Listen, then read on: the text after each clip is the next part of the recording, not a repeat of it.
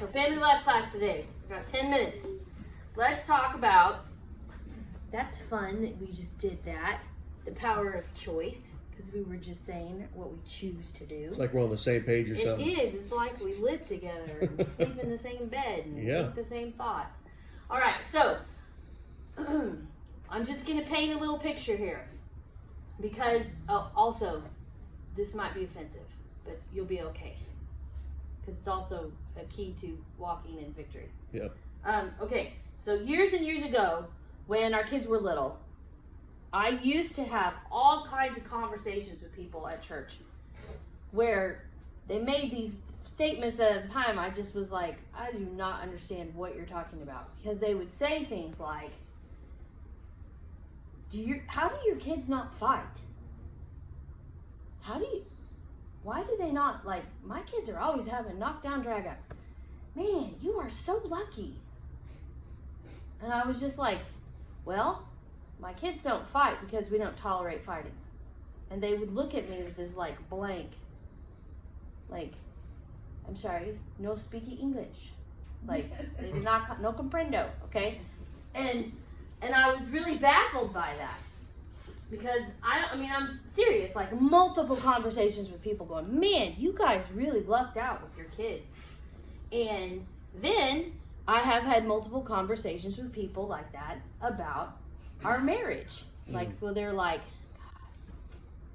God, you're kind of spoiled. You're just really lucky.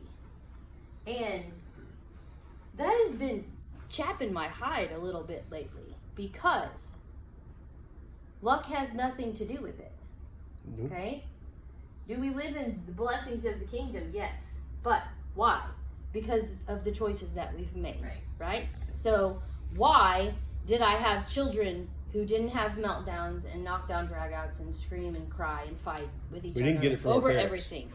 No, we did it because we made a choice to, well, hold on. So with every good thing, this is the point I'm trying to make. With everything like that you want, there's an element of voluntary suffering involved.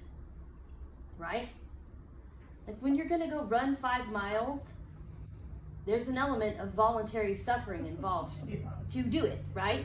If you're going to if you're going to go hike 50 miles, there's a lot of voluntary suffering involved to reach that goal. But for whatever reason, we don't like to think like that in specific areas of our life. So my children are the way that they are because we chose voluntarily to suffer by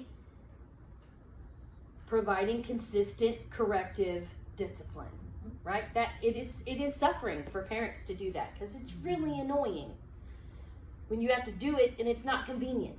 Okay, it's a job. It is a full-time job. Okay, I'm trying to decide because I don't want to come across like a jerk. But you know what? I have people tell me you're so lucky. You're just so lucky that you got to stay at home with your kids. No. I chose to suffer, to stay at home with my kids. And guess what? He chose to suffer so that I could. Mm-hmm. Right? It was a decision that we made. Do you know how many times Clint got up and took a microwaved baked potato with butter and a dollop of sour cream for his lunch? Because we were suffering to live on one income. Like months at a time. Do you know how many times he got up and went to jobs that produced stress and anxiety and were horrifying to live with, right? Mm-hmm. To suffer, right? Do you know how many times I chose not to eat for the day? A lot. Because there was suffering involved in living on one income in a metropolitan area to stay at home with our kids, right? But people act like, oh, lucky you. I wish we could all be so blessed. No, we made different choices. I chose. Do you know how many times he left for work and I went and turned the thermostat down to try to save money? Which 0 out of 10 don't recommend because it's not very effective. Okay? There was an amount of voluntary suffering to produce the kind of life that we knew we wanted to live. Okay? Do you know the amount of voluntary suffering involved to stay happily married and conflict free? It means that you suffer by deciding not to be offended. It means that you suffer by serving your spouse, serving each other, right? Okay? But we have this idea that our life, it's like this underlying mental idea that you are dealt a hand of cards with life. You get what you get and you don't throw a fit. This is the hand that life dealt me. Okay, yes, there are things that happen to us that are outside of our control. There are things that happen to me, okay? Let's just be really real. Whose fault is it that my father left? Is it mine? No. Okay? Do I get to live like a victim of that my whole life? No. So whose responsibility is it for me to clean that up in my life? Whose responsibility was it to clean up the mess that he made in my life? Yours. Mine. I chose to voluntarily suffer in my own life and in my own person to clean up a mess that someone else had made without my permission, right? That's how we have good marriages. It's how we have it's how you have good finances. You choose to voluntarily suffer by living within your means. Mm-hmm. Or you choose to suffer to pay down debt. You choose to suffer by limiting what you spend your money on, okay? It's the same thing with eating healthy, okay? You choose to suffer. I'm not currently voluntarily suffering through Christmas. Just so everyone knows, there's a pecan pie in my near future. Yeah, okay? But come New Year, I'll probably... Maybe! Come New Year, there's probably going to be some voluntary suffering on my part to make sure that my jeans still fit, okay? So there's voluntary suffering.